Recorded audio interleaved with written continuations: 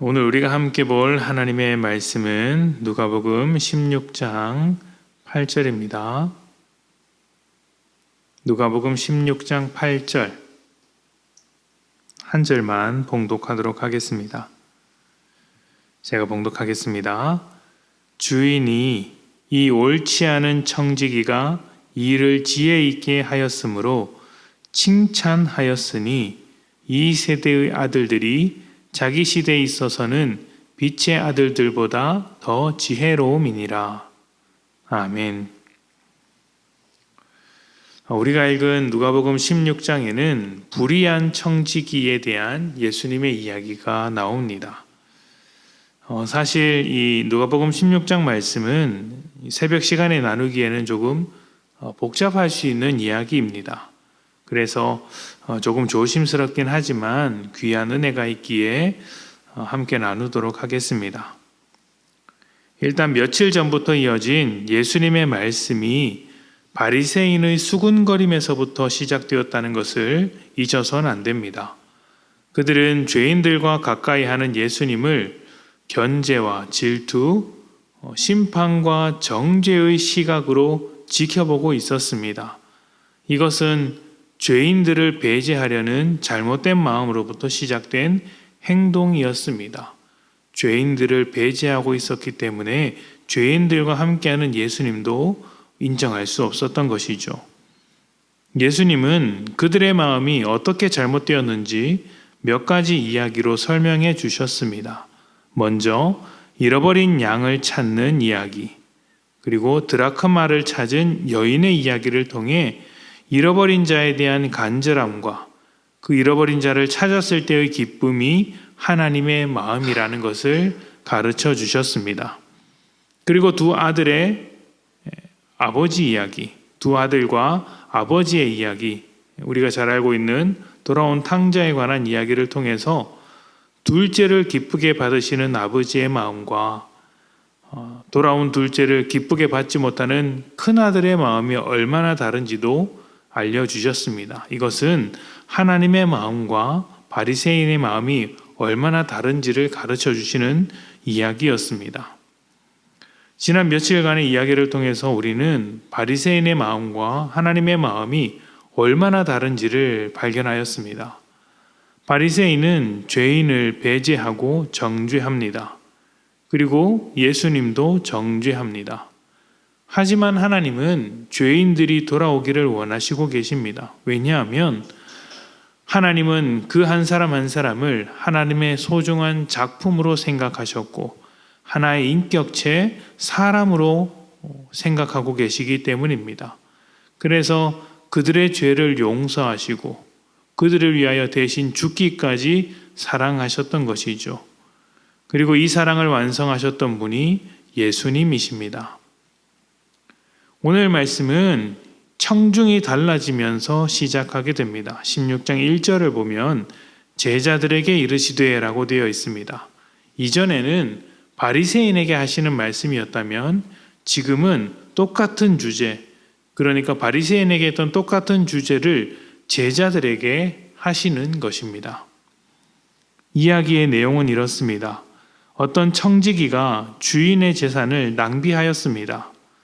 청지기는 주인의 것을 관리하는 사람인데 아마도 횡령했거나 관리가 아주 부실했던 것 같습니다.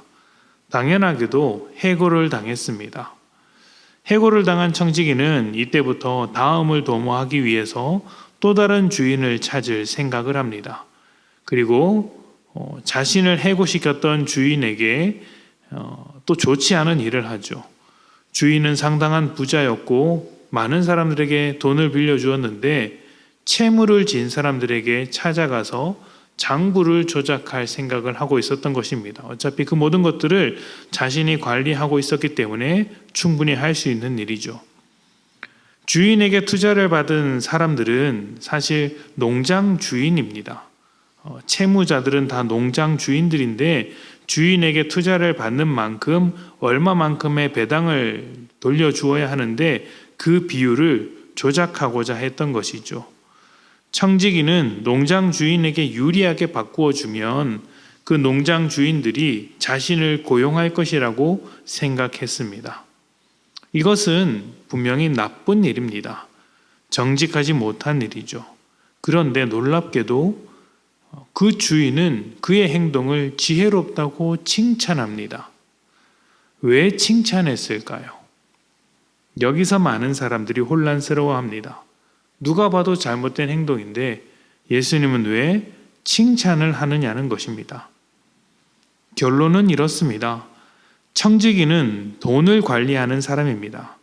그래서 자기가 살 길을 찾으려고 돈을 아주 적극적으로 활용했습니다. 주인은 청지기의 나쁜 의도나 나쁜 행동을 칭찬한 것이 아니라 돈을 관리해왔던 사람으로서 돈을 자기 필요에 따라 사용했던 지혜를 칭찬했던 것입니다.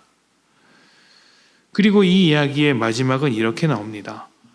이 세대의 아들들이 자기 시대의 일을 처리함에 있어서는 빛의 아들들보다 지혜롭다. 이 세대의 아들들이 자기 시대의 일을 처리함에 있어서는 빛의 아들들보다 지혜롭다. 무슨 말일까요? 청지기가 돈을 지혜롭게 활용했던 것처럼 이 세대의 사람들, 죄로 가득한 세상에서의 사람들은 누구보다 열심히 죄의 원리로 살고 있다는 것입니다. 그렇다면 죄가 무엇일까요? 하나님이 없는 것입니다.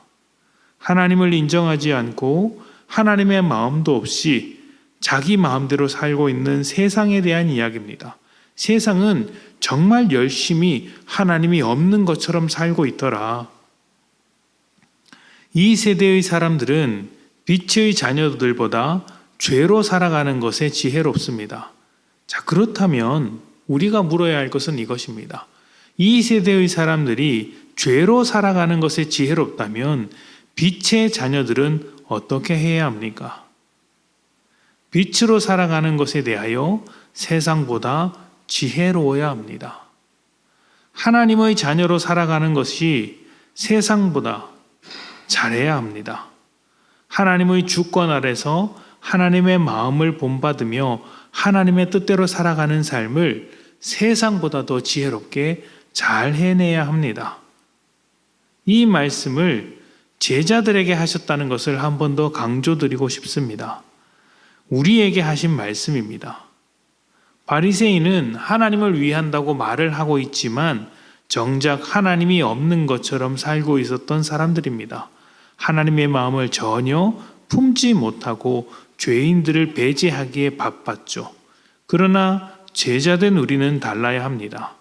하나님을 하나님으로 인정하는 일에 누구보다 지혜로워야 하고 하나님의 마음을 품고 세상이 배제했던 죄인들을 품는 우리들이 되어야 합니다.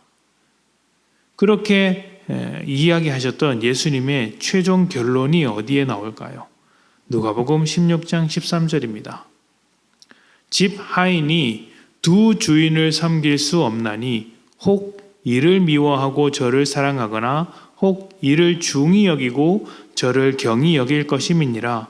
너희는 하나님과 재물을 겸하여 섬길 수 없느니라. 하나님과 재물을 겸하여 섬길 수 없다는 것이 결론입니다. 우리의 삶의 주인은 오직 하나님밖에 없습니다. 하나님이 없는 것처럼 살아가는 것이 아니라 하나님이 내 삶을 다스리고 계심을 인정하고 하나님의 뜻대로 살아야 한다는 것이죠. 바리새인들은 하나님이 없는 마음으로 살았지만 우리는 하나님의 마음으로 살아야 한다는 것입니다. 그래서 우리에게 있어서 하나님이 그렇다고 하신다면 그렇다고 하는 순종의 마음이 필요합니다. 하나님이 죄인을 받으신다면 우리도 죄인을 받아야 합니다. 하나님이 받으시는 사람을 우리가 받지 못할 이유는 없습니다. 하나님의 사랑이 이유가 되어서 모든 사람을 받아줄 수 있는 은혜의 사람들이 되어야 하는 것이죠. 이것이 하나님의 자녀된 사람으로서 하나님의 마음을 품고 하나님의 뜻을 따르는 지혜로운 삶이라고 할 수 있습니다. 우리는 하나님만 섬기는 사람들입니다.